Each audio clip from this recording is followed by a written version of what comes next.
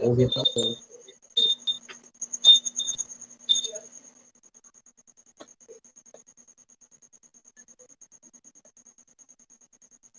Boa noite, meu nome é Gabriela, sou estudante de Pedagogia pela Universidade Estadual de Mato Grosso do Sul, Unidade Universitária de Paranaíba, e integrante do coletivo Negro Tereza Africana. O coletivo foi fundado por ex-alunos da UEM de Paranaíba em meados de 2014. E a organização não se limita apenas para graduandos. Ela possui outros membros da comunidade de Paranaíba, e quem tiver interesse de estar participando com a gente, é só estar entrando em contato, que a gente está adentrando ao nosso coletivo. E foi nomeado como Tereza Africana, pois a ideia era que levasse o nome de um escravizado da cidade. E que mais precisamente fosse mulher e escrava da família Leal, já que são reconhecidos como os pioneiros de Santana do Paranaíba e estão até no nosso hino, né? E a fonte para a procura dos nomes desses escravos era apenas o livro Como se de ventre livre nascido fosse, do Ministério da Cultura. E nessa organização discutimos sobre negritude, racismo e também atos necessários para reivindicarmos respeito, justiça e igualdade. O coletivo não se limita apenas a essas lutas, mas também a luta de classe, a luta das mulheres, a luta pela democracia. E dessa forma, hoje a gente está trazendo a discussão sobre saúde e trabalho em tempos de pandemia. E o que nos motiva a tratar esses assuntos, esses dois temas, são as desigualdades e precarização que estão acentuadas nesse momento. Saúde e trabalho sempre foi problema para a classe trabalhadora. Elas, enquanto escrava do nosso sistema econômico que visa somente o lucro. Isso não é segredo para ninguém. E nesse sentido, os periféricos e negros sofrem mais devido à herança escravocrata. E nesse momento de pandemia, vemos os desafios que os trabalhadores enfrentam em relação à saúde e trabalho, a precarização destes. E dessa forma, convido aqui nossos colegas de luta, Camila Ribeiro, licenciada em Ciências Sociais pela UEM de Paranaíba e pós-graduanda em Políticas Públicas e também na UEM de Paranaíba, para contribuir com o tema trabalho na pandemia, e o nosso outro colega, Daniel Araújo, licenciado em Ciências Biológicas pela Universidade Federal Rural de Rio de Janeiro e mestrando em Ciência, Tecnologia e Educação pela CEFT de Rio de Janeiro. E vai tratar com a gente sobre a questão de saúde na pandemia. E com isso, eu passo a fala para a nossa amiga Camila Ribeiro. Olá, boa noite. Eu cumprimento a Gabi, cumprimento o Daniel, eu quero agradecer ao Coletivo Negro pelo convite, agradecer a galera que está na missão de botar essa live no ar, já tem umas semanas aí, e quero cumprimentar todo mundo que está assistindo a gente, que está com a gente nesse momento. Bom, eu gostaria de enfatizar que o texto que eu trago hoje para conversar com vocês são reflexões construídas coletivamente. E aí minha intenção aqui é trazer alguns questionamentos para a gente fazer um debate depois. Então, eu não vou trazer nenhuma resposta pronta, tá? Bom, quando a gente fala em trabalho em tempos de pandemia, é primordial que a gente pense quem é o sujeito desse trabalho, né? Quem é o trabalhador. Então, eu vou estruturar minha fala a partir da seguinte pergunta: quem é a classe trabalhadora no Brasil hoje? Em quais condições se dá esse trabalho e como o contexto da pandemia nos afeta?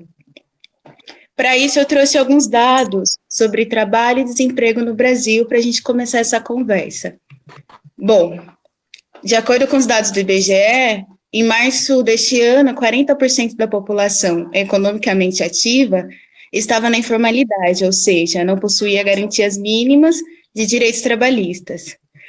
Quase 13 milhões de pessoas estavam desempregadas e mais de 5 milhões estavam cronicamente fora do mercado de trabalho, que, embora queriam trabalhar, desistiram de procurar emprego pela inexistência dos postos de trabalho, que são os considerados desalentados pelo IBGE.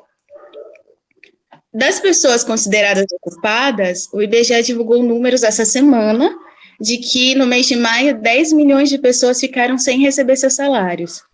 E aí, dentre as categorias mais afetadas estão os trabalhadores domésticos e as trabalhadoras domésticas.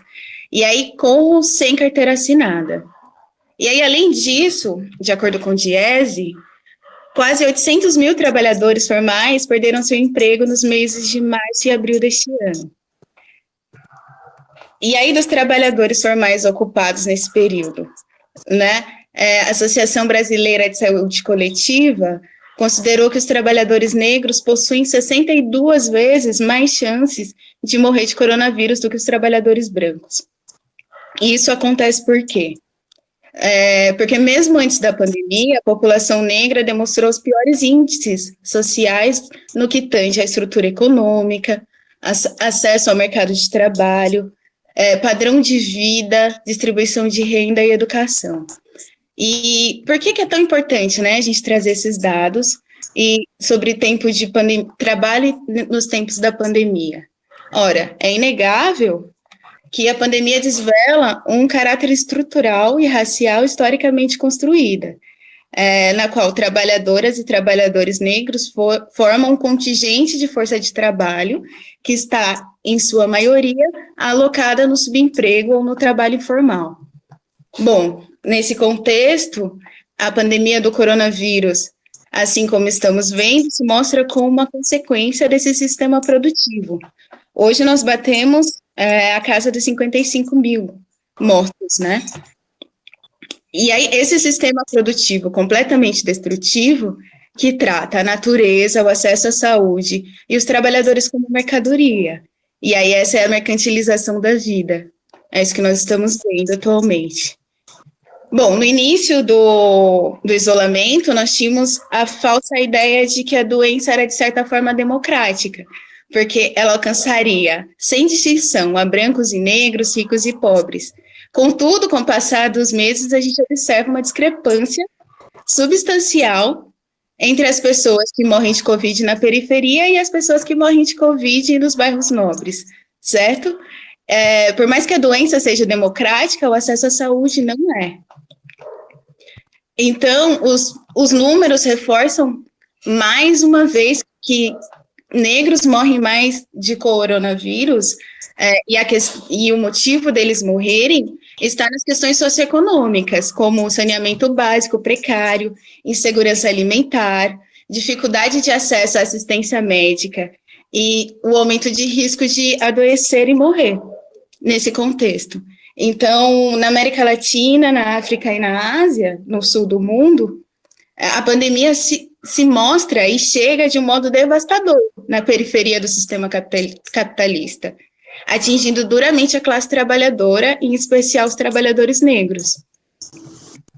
E aí é importante lembrar que a crise que a gente vive hoje não é causada apenas pela pandemia, mas é uma crise estrutural do capital também. E aí tudo isso no momento histórico que a gente vive uma tragédia política brasileira, de um desgoverno que explicitamente coloca o lucro das empresas, que o lucro das empresas é mais importante do que a vida dos trabalhadores. E aí são várias as situações que integrantes do governo Bolsonaro assumem uma retórica que flerta com o nazismo e com o discurso de supremacia branca.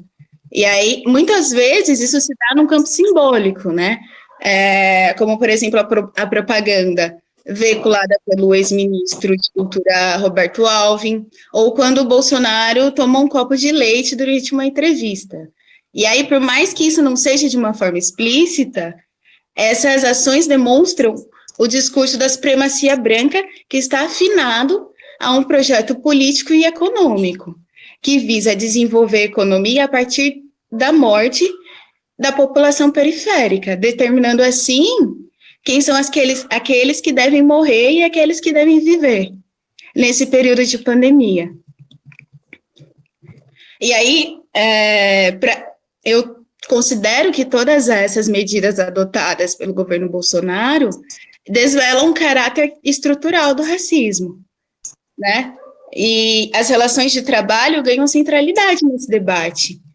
Se a gente considera que os trabalhadores mais precarizados e subremunerados os trabalhos mais precarizados e subremunerados estão ocupados pela população negra, e que isso tudo é decorrente de uma divisão racial do trabalho, que historicamente colocou a gente, nós trabalhadores negros, à margem do sistema produtivo. E aí é importante observar que essa situação não é específica no momento atual, pois no mundo do trabalho, gerido pelo capital financeiro e pelas políticas neoliberais, ele tem caminhado para o aumento da intensificação e da precarização do trabalho, e na medida que, ao mesmo tempo, ele dá cabo dos direitos trabalhistas. E aí um exemplo disso é o crescimento da uberização do trabalho nos últimos anos. No ano de 2019, nós tínhamos 4 milhões de trabalhadores uberizados no Brasil. E isso é um número bem expressivo. E aí, se a gente pensa que esses trabalhadores fazem uma jornada diária de 12 horas por dia e por um salário médio de R$3.000 ao mês, a gente observa que essa também é uma forma de subemprego e de precarização do trabalho. E aí, além disso, a gente tem os trabalhadores e as trabalhadoras dos serviços considerados essenciais, né, que estão diariamente expostos ao vírus e que não podem cumprir o isolamento social. Os profissionais da saúde, os trabalhadores de supermercados e farmácias e os entregadores de aplicativo, né, principalmente. E aí somam-se a estes os trabalhos considerados indispensáveis à elite branca, por conta de uma herança escravocrata, que é o caso das trabalhadoras domésticas. E aí é extremamente simbólico que a primeira morte por coronavírus no Rio de Janeiro seja de uma empregada doméstica, né? Uma idosa, uma mulher negra, que morava na periferia e trabalhava no Leblon. Ou também o caso do Miguel, do pequeno Miguel em Recife. Enfim, né, diante desse cenário, eu considero primordial o entendimento do racismo enraizado na estrutura da sociedade brasileira, bem como ele se articula com o capitalismo e com as relações patriarcais no mundo do trabalho, para a gente entender como é que se dá o trabalho nesse tempo da pandemia, de modo a intensificar cada vez mais a exploração e a dominação dos trabalhadores.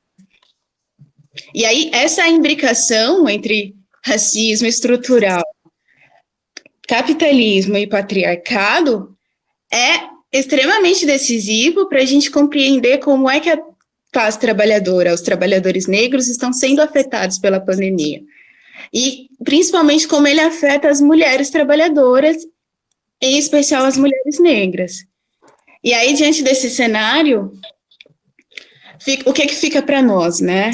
Fica para nós a importância de se organizar como forma de permanecer vivo. De fato, né? É necessário reinventar o modo de vida para além do que o Estado tem nos colocado. A gente precisa criar estratégias de resistências. A Coalizão Negra lançou um manifesto recentemente dizendo que enquanto não houver racismo, não haverá democracia. Eu vou ainda além e digo que não é possível pensar um futuro para a população negra se a gente permanecer dentro dessa estrutura racial e hierárquica. Nós precisamos, sim, nos organizar contra o genocídio e encarceramento da juventude negra, que não parou mesmo em tempos de pandemia. A gente tem muitos exemplos, tem o João Vitor, o João Pedro e tantos outros que perderam a vida, não de Covid, mas de bala da polícia. E nós precisamos também trazer para o centro das nossas pautas a urgência de se pensar uma renda mínima emergencial e também pensar o saneamento básico para a população. E aí, com isso também, as políticas de não flexibilização do isolamento social. Eu acredito que a máxima do movimento negro, de que vidas negras importam, se faz necessária nesse cenário. E aí é nesses momentos de crise que a organização coletiva ainda se mostra como uma das melhores formas de resposta às contradições do capital. E aí a gente precisa muito pensar nessas coisas. Bom, o que eu trouxe inicialmente é isso, nenhuma resposta, mas a gente pode levantar para o debate, e é isso. Com isso, a gente passa a fala para o Daniel Araújo. Pode ser, Daniel? Aquino. Então, gente, boa noite a todos. Gostaria de agradecer ao convite, né, para essa colaboração, para essa conversa, que mesmo depois já de 3, 4 meses de pandemia no Brasil, ainda é uma conversa muito necessária, né? Só uma pequena correção, meu sobrenome é Aquino, tá? Eu, como já me apresentaram, eu sou licenciado em Ciências Biológicas e atualmente eu sou mestrando do programa aqui no Rio de Janeiro, né? Eu moro na cidade, na segunda cidade mais afetada do Brasil, que é a cidade do Rio de Janeiro, e aqui a gente tem o combo, né? A gente tem o combo, o trio, que é o Bolsonaro, o Crivella, que é o prefeito da cidade, e o Witzel, que é o governador do estado, né? E a gente tem toda essa situação de desgovernos acontecendo aqui. Então, acho que a Camila falou muito que eu traria, né, como início aqui, né, porque não tem como você pensar em saúde sem você, nos tempos de pandemia, sem você pensar também na questão do trabalho. Ainda mais porque grande parte dos debates que se tornaram, né, se tomaram não só nas redes sociais, mas também como na esfera política, foi a saúde versus a economia. E quando você vê economia, a gente pode traduzir como a questão do trabalho, quando na verdade a gente não está traduzindo como trabalho, sim na questão do lucro dos grandes empresários, né? Então foi uma polarização em relação a fique em casa versus o populismo do eu preciso comer. Quando a gente fala de saúde nos tempos da pandemia, a gente precisa considerar que a questão da saúde, que já é uma questão precária no nosso país, ela é escancarada, né? Ela é, além de ser potencializada, ela é escancarada quando você traz também para dentro a questão do debate racial. No momento que a gente está discutindo o fique em casa, o faça a economia girar, nós precisamos lembrar que dos postos de trabalho, né, as pessoas brancas, elas têm 31% de chances de ocuparem vagas de trabalho que podem ser transferidas, né, que podem ser realizadas no sistema home office, que é o trabalho remoto, que é o trabalho em casa. Enquanto já para os negros, essa porcentagem é metade, essa porcentagem equivale a cerca de 17,33%. Isso é uma pesquisa da UFMG. Né? Então, os negros eles já têm essa questão da vulnerabilidade de estar fora, né? De estar na rua, de estar ocupando o subemprego, e a questão dessa não possibilidade de flexibilização do trabalho para o ficar em casa. Então, aí a gente esbarra na questão, né, trazendo para a população que já consegue, né, que consegue ter essa transmutação do trabalho para a questão de casa, a gente precisa conversar sobre a saúde mental, que é uma coisa que a gente pouco conversa, apesar de ser um problema que tem sido potencializado nessa pandemia. A OMS soltou há pouco tempo, né, faz umas 2, 3 semanas que eles soltaram, que um aumento alarmante de doenças e de síndromes relacionadas à saúde mental. Para os profissionais da saúde, né, 50% dos profissionais da saúde, eles já relatam casos de depressão, 45% de ansiedade e 34% dos profissionais de saúde já relatam casos de insônia. E a população jovem, né, a população jovem que já apresentava algum quadro de característica de saúde, né, de saúde voltada para a saúde mental, 32% relatam um aumento nessa problemática. Então, a gente tem esse primeiro grupo, né, que é o grupo que consegue ficar em casa, que é o grupo que consegue transmutar a questão do trabalho, para casa, tendo que lidar com o problema da saúde mental. E essa questão, não tem como conversar sobre a precarização da saúde mental no trabalho de home office sem voltar na questão trabalhista. Pois o sistema de home office, ele é vendido, né? Ele fala, olha que lindo, como você consegue ser produtivo em casa, como você está trabalhando em casa, na sua zona de conforto, quando, na verdade, você não tem um limite para o momento que começa até o momento que acaba a sua jornada de trabalho. Por você estar no home office, por você estar no seu momento de trabalho todo o tempo, né, você está trabalhando todo o tempo. O patrão está te colocando para trabalhar todo o tempo sem que você tenha o retorno financeiro. E quando a gente traz essa questão também pro gênero, muitas mulheres ainda têm que conciliar essa questão do home office com a questão do trabalho doméstico, que nós vivemos numa sociedade patriarcal que ainda que entendemos que as mulheres elas são socialmente responsáveis, né, por grande parte do trabalho doméstico, seja a questão do cuidar da casa, cuidar dos filhos. Então é uma jornada dupla, tripla, muitas das vezes que potencializa essas questões da saúde mental dos trabalhadores. Do outro lado da moeda, nós temos os trabalhadores que eles não ocupam posições que possam ser transmutadas para o home office. Como a Camila apresentou, né, antes mesmo da pandemia, nós já tínhamos uma altíssima taxa de trabalhadores na informalidade. E a informalidade, com a questão dos lockdowns, com a questão da quarentena, com a questão do ficar em casa, esses trabalhadores foram os grandes impactados, né? Foram os primeiros impactados com essa nova situação de mundo. E nesse mesmo tempo que você tem esse impacto, né, esses trabalhadores não podendo ir trabalhar, não podendo fazer a renda, você tem um atraso nas políticas públicas, como, por exemplo, o auxílio emergencial. Você tem ainda hoje, depois de 2, 3 meses, já estão divulgando o calendário da terceira parcela, você ainda tem trabalhadores que não conseguiram sacar a primeira parcela desse auxílio, que é um auxílio já muito pouco, né, um auxílio de R$600, já é um auxílio muito pouco. Você ainda tem trabalhadores que não conseguiram sacar essa primeira parcela por burocratização.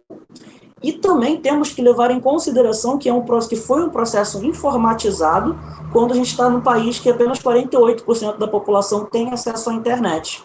E quando você fala de 48% da população que tem acesso à internet, os 52% que não tem, a maioria é negro. Porque entendemos que as pessoas negras, é conhecido que as pessoas negras elas estejam numa situação de maior vulnerabilidade e com menor acesso a tecnologias e a bens de consumo. Então você tem esses trabalhadores na linha de frente que veem a questão da pandemia, que veem a questão do fique em casa, que veem a questão da quarentena como um sacrifício, né, no que diz prover a família no relação financeiro. Daí esses trabalhadores acabam furando a quarentena ou acabam indo para filas de banco, indo para outras filas para garantir esses auxílios, esses poucos auxílios que tem chegando, e daí você tem uma taxa maior de contágio dentro desse grupo em particular. Aliados a essa maior taxa de contágio a esse grupo particular, você também tem o histórico do acesso à saúde dessa população ser mais precário. E com o aumento do número de contágio, né, e com o aumento da demanda para esses espaços de saúde, para os hospitais, para as UPAs, você tem mais uma vez essa questão escancarada da desigualdade social. E conversar de desigualdade social no Brasil não tem como você deixar de falar da desigualdade racial, porque as duas andam fortemente atreladas devido a toda a nossa origem, escravocrata, e ainda mantém um sistema muito próximo do que a gente encontrava há 200 anos atrás, né? Que a população negra sendo a mais vulnerável a esse tipo de situação que está acontecendo no mundo. Então, trazer a questão falar de saúde nesse tempo de pandemia, não tem como deixar de falar do trabalho, não tem como deixar de falar da questão social também, para que a gente traga a reflexão, mesmo as pessoas que estão dentro de casa, que estão trabalhando dentro de casa, elas têm a questão da saúde mental, né? Você tem a quantidade de trabalho, você tem lidar com o isolamento, que é uma coisa difícil, que nós, seres humanos, somos seres sociais, ao mesmo tempo que nós estamos em casa, nós estamos vendo a cada semana esse período de ficar em casa se prolongando pela falta de ações políticas públicas em cima do combate ao coronavírus, né? Estamos há quase 2 meses sem um ministro da saúde, estamos com o ministro interino da saúde. Então, todas essas questões elas emergem ainda mais. Então, esse período de pandemia, esse período de coronavírus, ele não traz nada de novo. Eu costumo conversar com alguns alunos meus, com alguns colegas meus, que isso que está acontecendo não é nada de novo. Isso só está sendo potencializado de tudo que já vem acontecendo ao longo de séculos e séculos. A minha fala também vem muito no sentido da Camila, né, de trazer algumas provocações para que isso seja questões para serem discutidas mais para frente. Então, não há como pensar em saúde no tempo de pandemia sem relacionar com trabalho, sem relacionar com políticas públicas e sem pensar na desigualdade racial que existe nesse país. É isso, e a gente fica aberto para continuar essa conversa. Eu tenho uma colocação, é só um adendo, que a gente vê a perversidade do sistema, desse governo, que eles temem o lockdown como se fosse a favor do trabalhador. Não, peraí, a gente não pode fechar tudo, porque o trabalhador precisa de emprego, o trabalhador precisa comer e tudo mais. Mas, na verdade, ele não está nem aí com esse trabalhador. Ele está pensando somente nesse lucro. Então, assim, problema é do trabalhador se ele tem que sair da sua casa para ir trabalhar, perdão. Problema dele se ele não consegue fazer o trabalho em casa. Nossa, que pena, mas peraí, eu vou te dar uns R$600 aí, só para falar que ajudou. Porque a gente sabe que pessoas que pagam aluguel, água, luz, mercado, despesa com crianças, que seja R$600 ou R$1.200, não supre essas necessidades.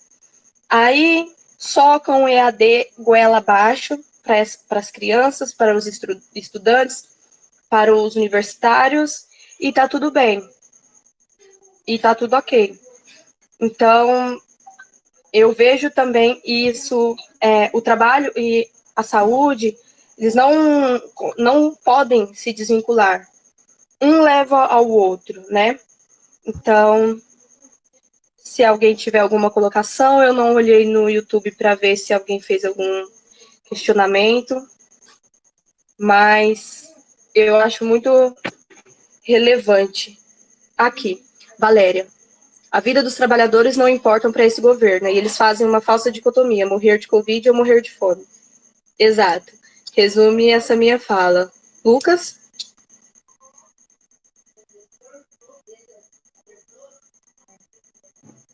O microfone apareceu aberto? Pode falar.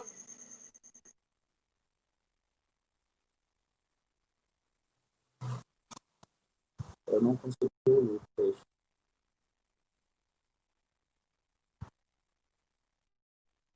Né? Essa questão do ou morre de Covid ou morre de fome, você vê também a carga do populismo barato que carrega, né, esse governo que se vende como um governo, finalmente um governo para a população, que vai salvar o povo. E você vê, né, que nós não estamos preocupados, nós estamos preocupados sim com as pessoas pobres, porque como elas vão ali se alimentar, como elas vão sobreviver, sendo que a gente já tinha pré-pandemia uma situação de 40% dos trabalhadores na informalidade sem o menor direito trabalhista. Nós temos propostas do governo para precarização dos direitos trabalhistas, para diminuição dos direitos trabalhistas, né? E vende-se essa ideia do como vamos fazer, como vamos pagar esse auxílio emergencial, como vamos manter a população trabalhando e as famílias alimentadas, quando você vê o próprio governo inflando que a população que os seus seguidores ataquem profissionais da saúde apanhando nas ruas, tendo que sofrer cirurgia já numa questão de estresse, vão fazer protestos em Brasília para melhores condições de trabalho, eles apanham dos seguidores e nada acontece. E você tem ainda se vendendo essa ideia de que a questão do parar o lockdown, parar a quarentena é necessário, pois os trabalhadores precisam comer, precisam se alimentar, quando na verdade você vê que isso é uma proposta de salvar as grandes empresas, né? Porque nem o pequeno empresário está nesse, que é o que mais emprega no Brasil, né? O pequeno empresário ele é o grande responsável pelos empregos no Brasil, nem eles estão nesse plano de recuperação econômica frente a essa questão do coronavírus. Então, a gente vê essa dicotomia acontecendo em discurso e realidade. E só mais uma coisa também, né? A gente vê que essa dicotomia, ou morrer de fome ou morrer de coronavírus, ela é uma falácia, né? Da mesma forma que aquela ideia de que quem produz valor é o empresário. E aí a gente percebe que não, se a gente parar tudo, se os trabalhadores não trabalharem, o empresário não vai não vai ter seu lucro, né? E aí essa necessidade de volta, que tudo se normalize, e aí eu acredito que não é possível mais que a gente continue pensando, né, que vai acabar e que a gente vai voltar ao normal, porque o normal era de genocídio e encarceramento e precarização. É esse o normal que a gente quer voltar? Essa é uma pergunta.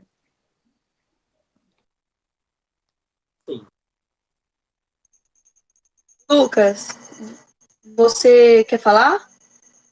Tá a mãozinha levantada aí.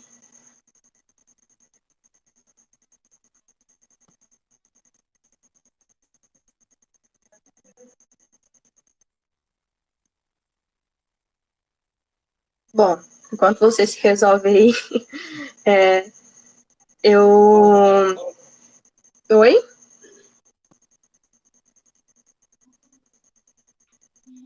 Bom, eu queria dar outro adendo na questão das duas falas mesmo, do Daniel e da Camila, desse normal. E como eu comentei, conversei com os meninos em outras reuniões, assim, a realidade do negro, da mulher, do trabalhador, na verdade, assim, ela não mudou. Ela tá a mesma, como antes da pandemia. Ele tá tendo que trabalhar ou dar um jeito de trabalhar. O Covid é só mais um obstáculo. Então, assim, pra gente está tudo normal. Está tudo precário. E a gente precisa lutar para que isso mude, para que a gente volte não ao normal, como a Camila propôs. Que normal é esse que a gente vai voltar? A gente não tem que voltar para esse normal, tem que ter uma melhoria para isso. E quando você olha essa questão da Covid, né, ela escancara uma série de coisas que nós da população negra já estamos falando há muito tempo, né, e que tentam nos silenciar, eles tentam não ouvir o que nós temos para falar em relação a isso, e isso só escancara, né? Você mencionou a questão do EAD, muito entre aspas, que não é EAD, né, é uma transposição de conteúdo de sala de aula para uma realidade remota, porque EAD pressupõe-se plataformas, pressupõe tutores, pressupõe toda uma estrutura por trás disso, e não se tem isso. E a gente vê novamente uma coisa que nós já estávamos martelando há muito tempo, né? Recentemente saiu um dado que foi muito comemorado, e eu vi isso com bastante ressalva, né? Que foi que os negros são finalmente maioria nas universidades, né? Que maioria é essa? Onde eles estão? Eles conseguem chegar até o final de seus cursos? Nós demoramos a mesma quantidade de tempo? Como fica a nossa saúde nesse tempo de curso, né? Então isso é uma coisa que nós já conversamos há muito tempo, né? Que nós já conversamos há muito tempo sobre isso, e que tá aí, o Covid ele só escancarou, né? Nada do que a gente está vendo acontecer, nós que trabalhamos com a questão da militância, nós que trabalhamos com a questão da educação, nada do que a gente está vendo acontecendo é uma novidade para a gente. Isso está aí, sempre esteve, é uma questão que sempre teve escancarada, só que agora Só que agora tem-se que uma falsa sensibilidade também, né, que a gente chama de sensibilidade, mas é uma falsa sensibilidade de tratar desses assuntos de maneira ainda muito superficial, né, colocando, não apontando os culpados, não botando o sistema como grande culpado disso, mas está aí, essa realidade está aí, e eu concordo completamente com o que a Camila disse. A gente querer voltar ao normal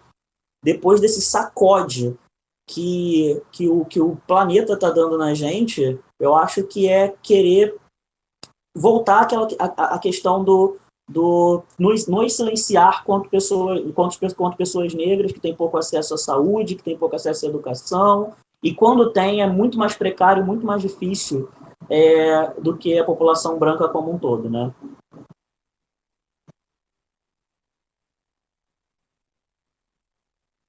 O Lucas conseguiu já falar? Então, gente, tem uma pergunta no chat aqui. Posso colocar para vocês aqui? Uhum. A Carla Felizardo pergunta: além da política de cotas que já existe nos programas de acesso ao nível superior, o que mais vocês acreditam que seja possível para que a população negra se mantenha nesses níveis? O que mais é necessário? O que, além das cotas, deve ser feito para melhorar a situação do negro no Brasil?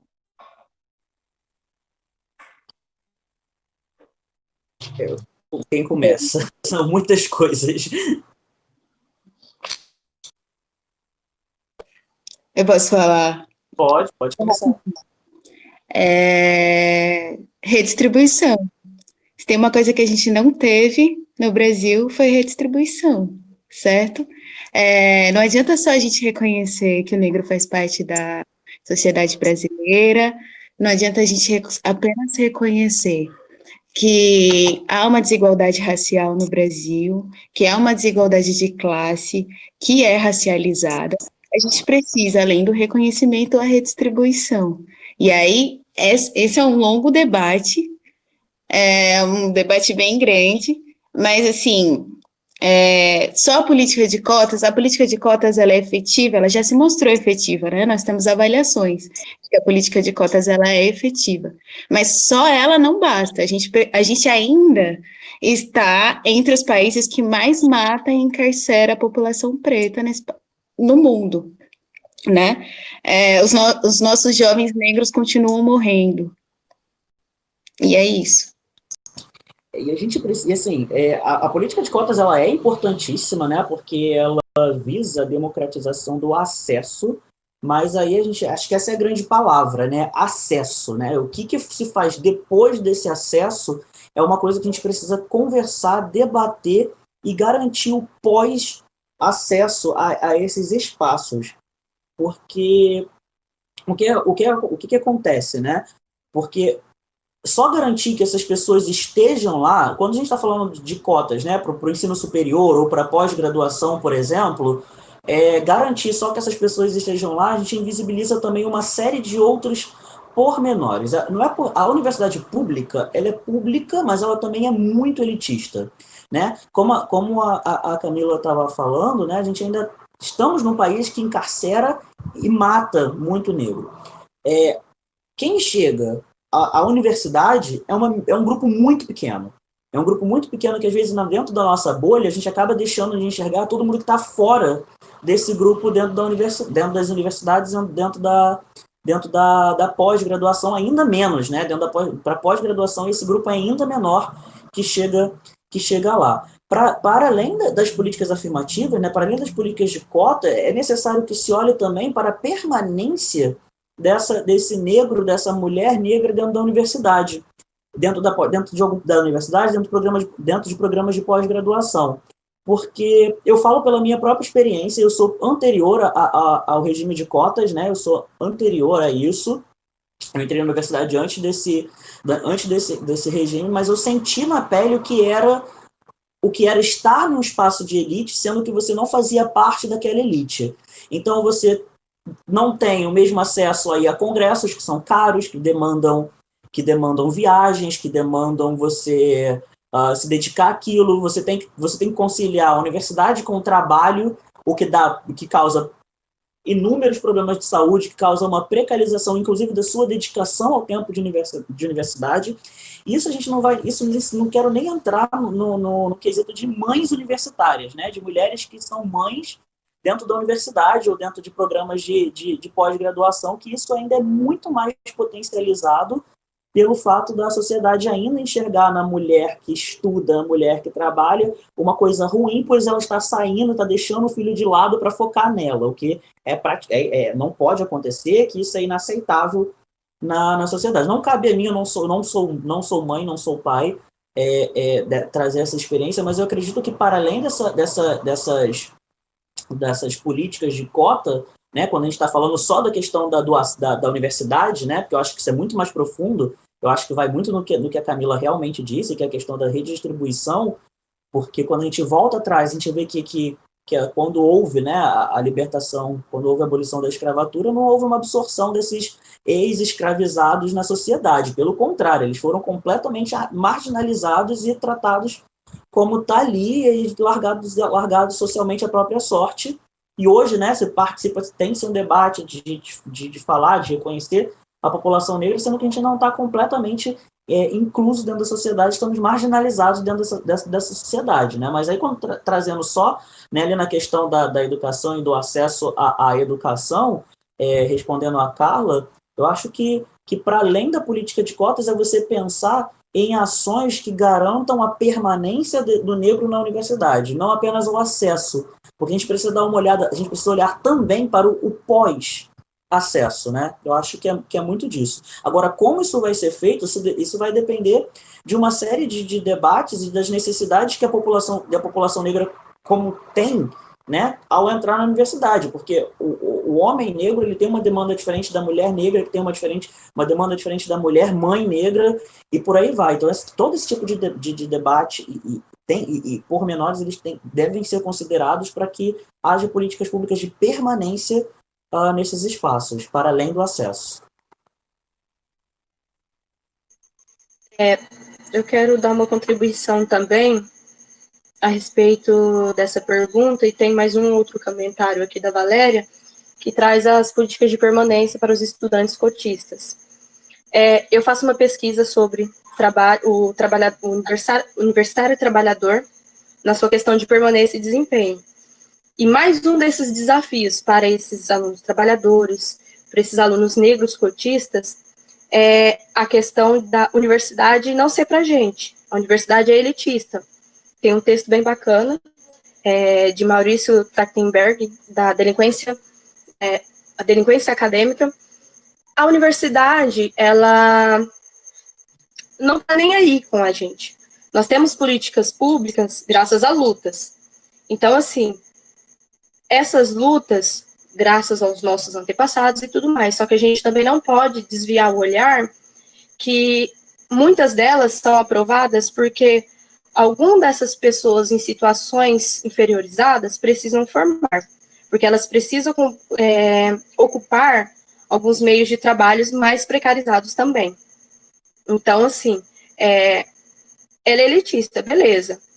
A pessoa que entra lá e tem toda uma condição financeira, ela vai se formar, mas não precisamente ela vai exercer aquela função para que ela está formando, porque talvez ela não vai precisar.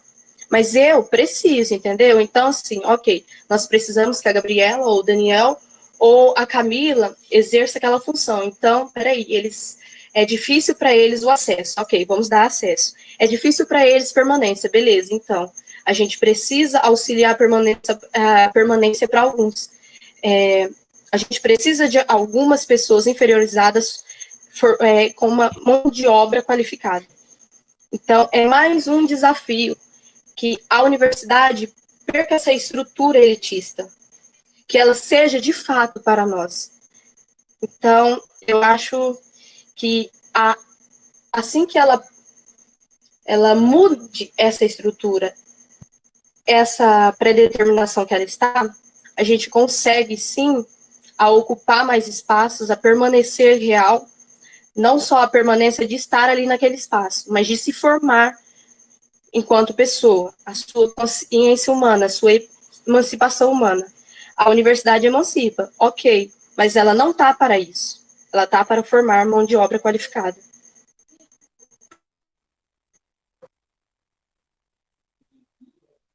Posso falar? O que eu queria falar, acho que já flerta bastante com tudo que já foi dito aqui, né? Tipo, mas eu queria pensar um pouco sobre a política de cotas. Primeiro que a política de cotas ela não pode ser feita ou colocada como a única ação que vai integrar o negro na sociedade. Ela tem que ser um conjunto, né? Tipo, um conjunto, beleza. Esses negros estão formando, eles estão conseguindo trabalho? Esses negros estão na universidade, eles estão participando da pesquisa e extensão? Eles estão indo para pós-graduação? Qual o nível salarial dos negros que conseguem se formar? Isso sem falar as pessoas que nem acessam a universidade, né? Então, assim, a questão que falta beleza, política de cotas é uma questão boa, é uma questão que traz efeitos, a gente já viu, né? Só que ela não pode ser feita como único objetivo que seja ela mesma. Porque não vai, as outras questões não vão deixar de existir. Se não for trabalhado, se não for uma política para além da cotas, for uma política governamental contra o racismo, contra a desigualdade social, tá ligado? Então, assim, a cotas pela cota, sem se preocupar se esses alunos permanecem, se esses alunos conseguem emprego depois, ou se esses alunos conseguem ingressar na pós-graduação, não vira nada. A quantidade de mão de obra qualificada desempregada no país, sabe? Então, e quem são essas mãos desempregadas? Quem são esses empregados? Se não são os negros. Sempre foi, né? Então, essa que é a questão. Política de cotas é algo muito bom, mas eu acho que justamente não é por ela ser boa que ela mesma vai dar conta de todo o mal que existe em relação ao racismo. Ela não vai dar conta de tudo. Isso não é um objetivo. É uma questão paliativa. O racismo estrutural não vai ser combatido só pela política de cotas. Mas, enfim, é isso. Contribuo. Bom, eu acho que extremamente a gente tem que considerar a política de cotas, né? Tem uma galera aí do movimento negro que lutou muito para que ela se efetivasse, mas a gente tem que considerar que o racismo ele é estrutural, ele é político, ele é econômico e ele também cria as nossas subjetividades. E aí, a minha questão, né, com isso é pensar, a gente precisa de um alinhamento político, né, que oriente as nossas pautas enquanto coletivo, que oriente as nossas práticas individuais e as nossas ações coletivas. Como é que vai se dar, né? De onde a gente parte, quem é o inimigo e onde a gente quer chegar. Eu acho que às vezes falta isso pra gente, e aí eu me coloco, né, também nesse lugar. Eu acho que falta um pouco de orientação pra gente mesmo. Bom, é isso. Mas essa questão da orientação, ela é uma quase, não queria colocar com essas palavras, mas é praticamente um projeto, né, para que a gente entre naquela categoria, que a gente não se organize como coletivo e que continue servindo esse status quo, porque se a gente nós estamos falando de uma população que ela é a maioria numérica da população brasileira, né? Nós estamos falando de uma população que é 52% da população brasileira. E ainda assim, nós somos negados a educação de nos entendermos como grupo, de nos entendermos como coletivo, para a gente cobrar toda essa distribuição, né? Que é um direito social nosso, e a gente não é educado para isso. A nossa educação ela não é libertadora da educação básica à universidade, de modo a entender que nós somos um grupo, que nós somos que nós temos uma identidade ali, que somos um grupo que somos marginalizados socialmente. Então, essa questão de autoculpa, né, que quando a gente desperta para essa consciência, né, quando a gente sai dessa bolha que tentam colocar a gente, essa questão de autoculpa é uma coisa muito difícil também para a gente sempre fica com aquela com aquela sensação de que eu não estou fazendo o suficiente, eu não sou o suficiente, eu não consigo alcançar o suficiente, sendo que isso é um sistema muito violento para contra a gente, de colocar como se toda a carga, né, fosse responsabilidade exclusivamente nossa, quando na verdade nós estamos lutando contra um sistema opressor de literalmente séculos.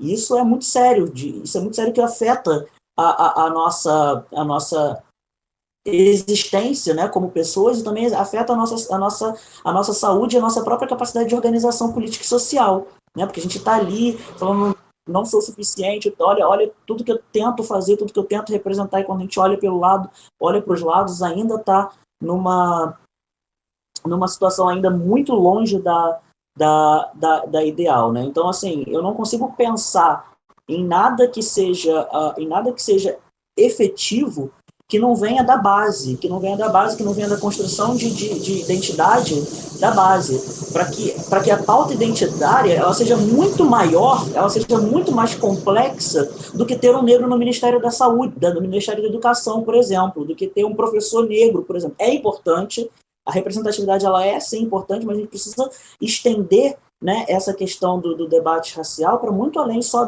da pauta identitária, né, para que as pessoas que ocupam esse lugar, mas também como um coletivo organizado, como um coletivo que luta pelos seus direitos negados, né? E isso é uma coisa muito difícil, porque a gente tem que lutar o tempo inteiro contra o sistema, e a ideia de necessariamente precisar ser forte o tempo inteiro, educar o tempo inteiro, ser aquela pessoa que tem que ter a paciência de sentar, olha, vem cá, você está sendo racista por isso e por isso, vem aqui, vamos sentar. Isso é muito difícil, porque se cobra essa postura da gente, se cobra com uma lente de aumento muito grande, que qualquer, entre aspas, erro que você venha a cometer já é potencializado de uma maneira absurda.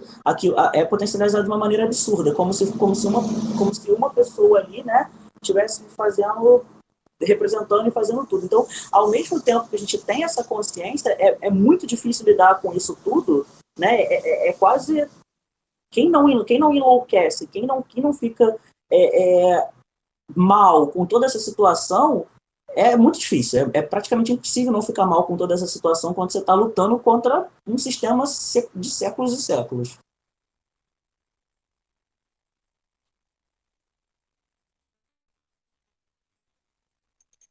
Tem uma colocação aqui que o Lucão perguntou, deixa eu achar aqui no WhatsApp. Achei, aqui. Ele traz assim: a questão do lugar ou local do trabalho, acredito que nas falas já foi assinalada, mas acho que podemos dar mais algumas ponderações sobre a transferência do local do trabalho. O local de trabalho que agora é onde estiver o trabalhador. Neste sentido, como vocês pensam a separação entre trabalho e lazer, ofício e o tempo de descanso, a relação com o trabalho e as relações pessoais, com a família, amigos e afins, no contexto de pandemia? Uau! Essa pergunta calou fundo aqui. Camila, você quer começar? Vai aí. Então, né, assim, eu trazendo a minha experiência pessoal, eu sou professor, gente. Então, assim, né, nós tivemos 2 semanas para nós readaptarmos, reaprender a dar aula. E eu trabalho na rede privada, o que ainda é pauleira, porque a rede privada, sejamos honestos, ela trata a educação como um produto, né, que tá ali para dar lucro, aquilo ali tem que dar lucro, tem que vender. Né? E assim, nós professores conversamos com outros professores, né? Não existe esse momento de lazer, não existe, porque é do momento que você acorda ao momento que você dorme, você está trabalhando, porque não existe mais essa distinção, esse claro limite entre o momento que acabou. Então, assim, acontece reuniões no sábado, 6 horas da noite, exigência de participação de reunião no feriado, exigência que você disponibilize seu número privado para criar grupos de alunos. Então, não existe mais a figura da pessoa não profissional, não existe a sua figura pessoal. Você é o profissional 24 horas por dia e 7 dias por semana, porque aos domingos você vai receber mensagem no seu WhatsApp. De madrugada, você vai receber mensagem no seu WhatsApp, você vai receber uma série de transposições de coisas que você não estava acostumado a fazer, que você não sabe fazer, e você é cobrado como se você já tivesse familiarizado com aquilo, como se aquilo sempre fosse a sua realidade, né? Isso no contexto de um professor da rede privada. No contexto do professor da rede pública, né? Eu conheço alguns amigos, né? Inclusive uma delas está assistindo, que é essa agonia de você estar preparando material que você sabe que os alunos não vão acessar, porque os alunos não têm acesso. Os alunos não têm acesso. Eu sou, como eu já disse, eu sou do Rio de Janeiro, né? Tem um histórico de precarização da rede estadual do Rio de Janeiro. Não vão acessar. E nesse tempo, e você como professor, como educador, fica extremamente preocupado porque seu aluno da escola pública, ele não está em situação de igualdade de competir com o aluno da escola particular, porque a escola particular, como ela está avisando, né, aquela questão, não posso perder o aluno, eu tenho que manter aquela mensalidade ativa, eles deram jeito de implementar a plataforma, eles deram jeito de dar acesso ao aluno, eles deram jeito de continuar dando essas aulas aos alunos, enquanto o aluno da escola estadual está tendo problema de desvio de dinheiro de merenda, que eles não vão conseguir nem acessar a alimentação, que muitas das vezes é o único lugar que eles têm essa alimentação, é a escola, e não conseguem mais acessar. Então, essa questão da pandemia, eu costumo dizer, eu não vivo mais, assim, a gente só trabalha o tempo inteiro. Eu tenho colegas, professores que choram, eles ligam para mim chorando, não estou aguentando mais, quero largar o emprego, quero largar a profissão, não aguento mais, porque só trabalho. Eu divido, né? Eu divido casa, e também tenho outra pessoa em sistema de home office que 7 horas da manhã já está recebendo mensagem, às vezes 11 horas tem ligação da noite, tem ligação no telefone. Então, esse limite de vida pessoal e vida profissional não existe mais nessa época de pandemia, né? O que é muito bom para vários empresários, porque eles pagam aquelas 8 horas por dia trabalhada, quando na verdade você está prestando serviço, você está vendendo a sua força de trabalho por muito mais tempo que isso. E assim, gostaria também de trazer ao debate que muitas empresas elas já estão conversando em acabar com o sistema de trabalho presencial, né? Trazer essa questão do home office para pós-pandemia, porque é lucrativo. Você não paga aluguel do escritório, você não paga vale transporte do seu funcionário, você não paga energia, o seu funcionário está gastando a própria energia de casa, aumento do custo de energia, aumento do custo de uso de internet, e toma mais precarização do trabalho, né? O quê? O funcionário não tem mais tempo, não tem mais o seu horário de lazer, não tem mais horário para ficar com a família, não tem mais horário... Para que precisa disso, né? Então, e eu fico com medo do pós-pandemia, o quanto isso vai ser, quanto esse lucro todo que esses empresários, né, andam tendo com a extensão do horário de trabalho não pago, o quanto isso vai cair nas nossas costas também para pós-pandemia, né? Isso é uma questão também que além de que a divisão entre trabalho e casa já não existe mais, a gente também tem um aumento do controle, né? De quanto tempo a gente está logado no trabalho, as metas continuam as mesmas, né? A serem batidas, os prazos não podem ser estendidos, e tudo isso faz parte de um arcabouço, né? E de um projeto de precarização cada vez mais do trabalho. E é isso.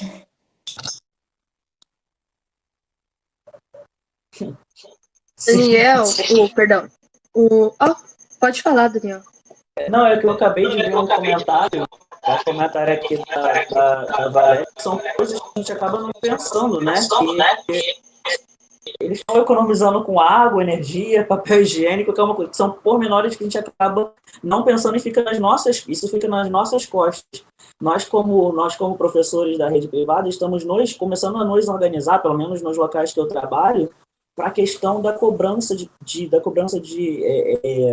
do auxílio, né? Do auxílio não, né? Do pagamento da nossa conta de energia, que aumentou exponencialmente pelo fato de a gente estar sempre tendo que estar com o computador na nossa frente, dando aula, respondendo aluno no WhatsApp o tempo inteiro. Então, é bem isso, precarizado, sem espaço, sem lazer, trabalho de domingo a domingo, e não recebendo, não tendo a compensação financeira por esse trabalho a mais, né? Quem tá nesse sistema de home office entende muito bem isso, e é muito curioso ver como anda se vendendo na mídia, né? Como a gente tem que ser grato por estar em home office, né? Não, vocês têm que ser gratos de estar em home office, porque pelo menos vocês conseguem estar em home office. E toda a questão de como, nossa, olha como é lindo essa produtividade que vocês têm que ter, vocês têm que estar bem, que vocês estão trabalhando em casa, estão na zona de conforto, não precisam pegar mais trem cheio, mas não precisam mais pegar ônibus lotado. Olha que lindo esse sistema para vocês. Olha que presente nós estamos dando para vocês. Isso está sendo super lucrativo para nossos patrões, né? Para os nossos chefes. O Lucão vem com outra pergunta. O controle do patrão sobre o trabalhador ficou maior?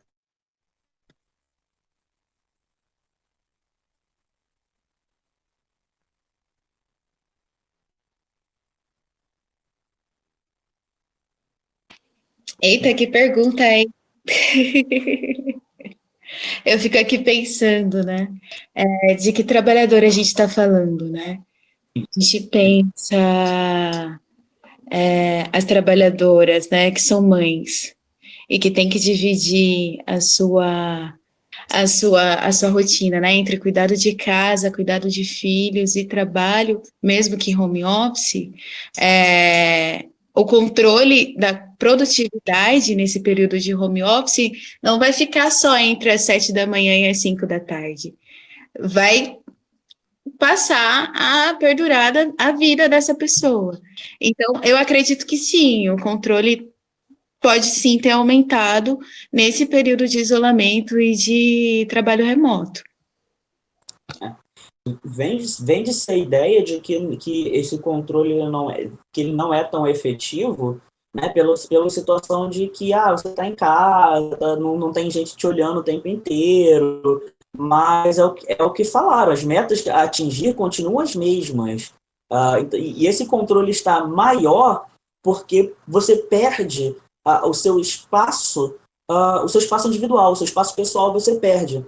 Então é uma coisa que a gente estava discutindo bastante, foi nós, professores, temos que disponibilizar o nosso número privado, que é uma fronteira que sempre existiu na prática do professor, que é você ter o seu privado, você ser privado, você ter o seu momento de privacidade. E esse momento não existe mais.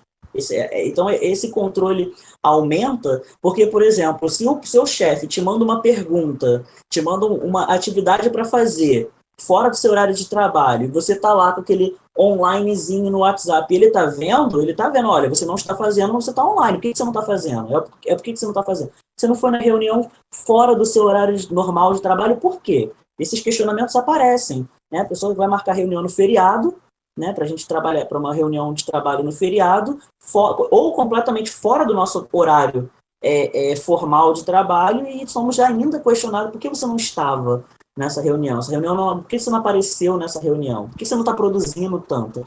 Então, eu acredito que para essas pessoas que conseguem essa transposição, eu acredito que sim. E até para os profissionais que estão nesses serviços essenciais, vende-se a ideia do profissional herói, olha como eles são heróis, estão sacrificando a sua vida para poder seguir os serviços mínimos, também tem esse controle maior, porque tem aquela pressão psicológica e social de que eles têm que fazer aquela função, que eles são os heróis, eles estão lá porque eles são os heróis, então o caminhoneiro tem que dirigir muito, porque eles são os responsáveis por alimentar e ligar os alimentos do país inteiro.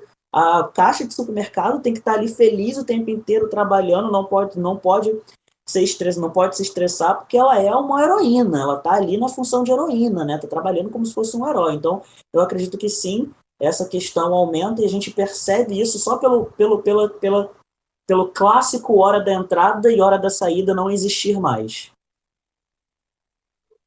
A impressão que fica é que o trabalhador fica sem um local de descanso agora, né? Simplesmente não existe o local que é a casa, local de descanso.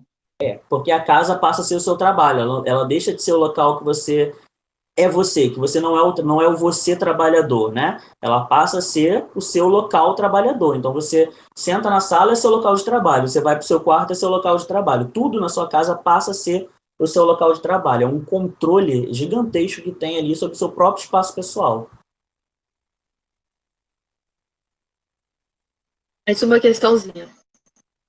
É notório como a classe trabalhadora brasileira vem sofrendo inúmeros ataques em níveis legais. Se pensarmos nas últimas reformas ideológicas, se pensarmos na uberização do trabalho e no discurso de autoempreendedor, neste sentido, como vocês enxergam a organização da classe trabalhadora neste contexto de pandemia, principalmente em relação aos entregadores e trabalhadores de app?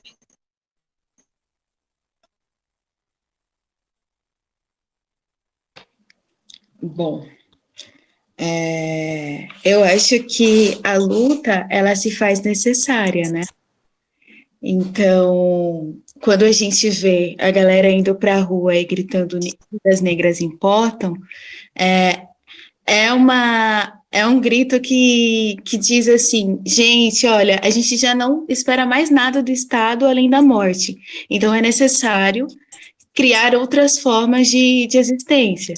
E aí eu vejo também que a paralisação, né, dos trabalhadores dia 1º de julho também está nesse sentido, né? A gente tem sido tratorado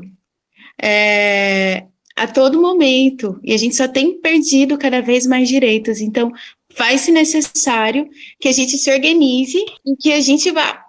Eu não sei se no momento de pandemia ir para as ruas é a melhor forma de organização, mas eu também não desmereço a galera que está fazendo isso.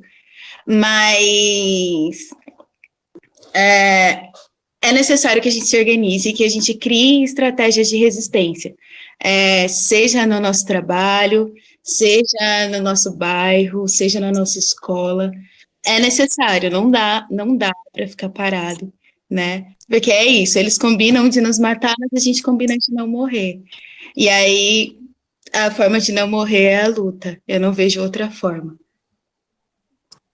A Camila tocou num ponto muito interessante aqui, ela falou da questão da rua, né, da organização de passeatas e protestos.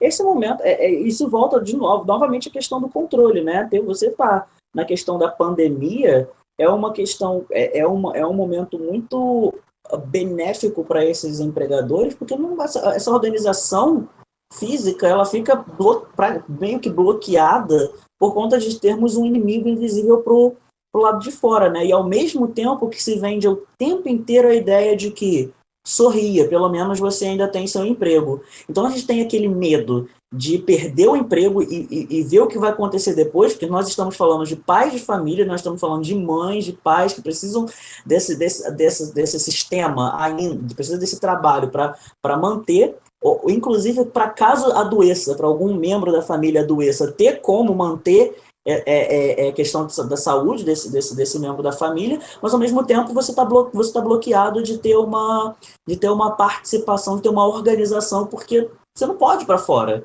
Que você ir para fora, você pode estar assinando sua sentença de morte.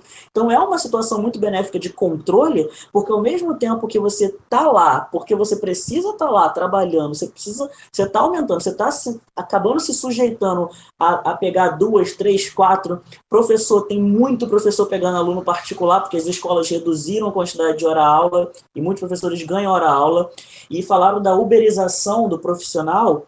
Gente, professor da rede privada está sendo uberizado. É cada vez mais comum o professor da rede privada ser contratado como autônomo, né? Você é praticamente professor de aplicativo. Você chama, dá uma aula e acabou. Você não tem vínculo nenhum com aquela instituição. Então, aquela instituição perde aluno, você é o primeiro a ir embora, porque você não tem nenhum vínculo trabalhista ali. Daí você tem que pegar aluno particular, você tem que entrar nesses aplicativos que ligam, né?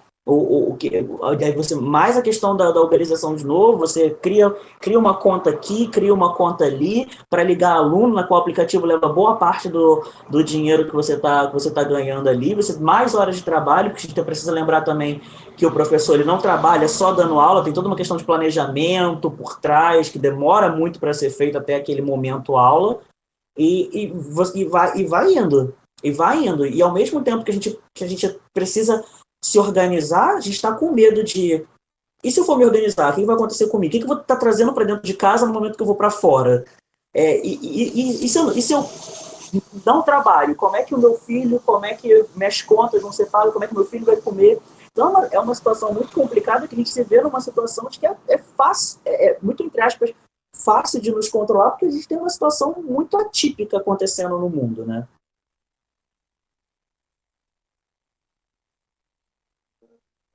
Em relação a esse momento atípico e da falta de amparo do Estado mesmo em lidar com esse momento, né? A gente vê as favelas se organizando para lidarem com o Covid-19, seja através da conscientização, seja através da monitoração dos casos, e daí essa que é a questão que eu gostaria de colocar para vocês, da importância do trabalhador se organizar nesse momento, tipo, mesmo que seja nos locais mais localizados, né, como no seu bairro, na sua favela e tudo mais.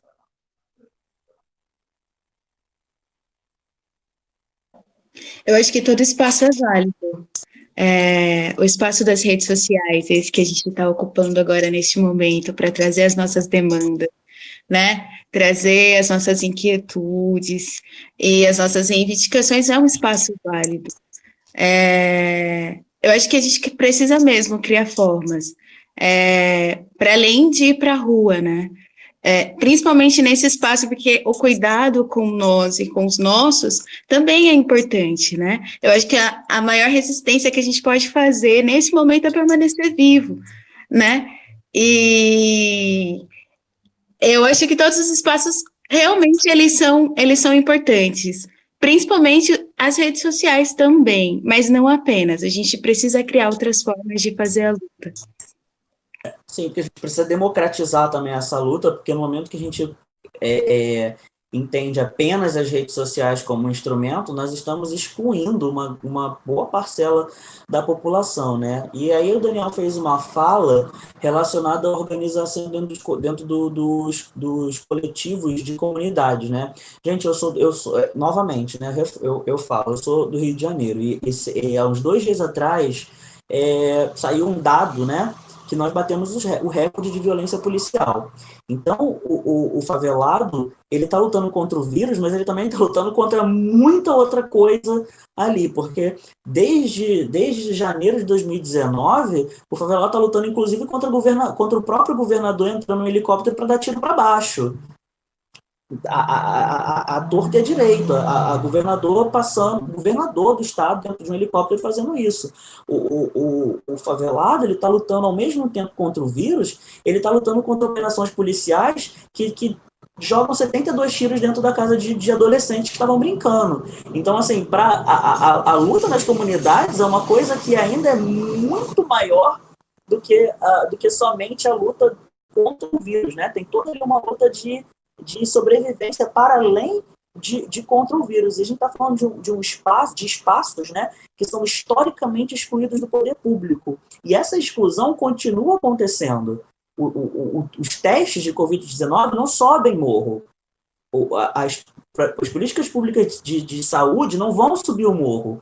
Então, a organização desse grupo, né, a organização dos morros, das favelas, das associações de moradores, é uma resposta à exclusão do poder público. Porque não tem como, não sobe, nada sobe. Não tem como, eles não sobem. E a única coisa que sobe é violência, a única coisa que sobe é morte para eles. Então, essa organização é extremamente importante. E, assim, a Camila falou que foi realmente muito, muito emblemático, que é a questão do periférico que desce para a Zona Sul, Leblon é a Zona Sul do Rio, né? O periférico que desce para a Zona Sul se contagia na Zona Sul porque precisa trabalhar e leva isso é o primeiro a morrer, porque não tem acesso à saúde, não tem acesso a nada. Então, quando a gente olha para as comunidades, isso ainda, para as comunidades, para os subúrbios das cidades grandes, e até para o interior do país também, né? Para cidades pequenas, para o interior, que são também historicamente abandonados, isso potencializa ainda mais, porque além da luta contra o vírus, tem a luta pela sobrevivência que é histórica desses grupos, né?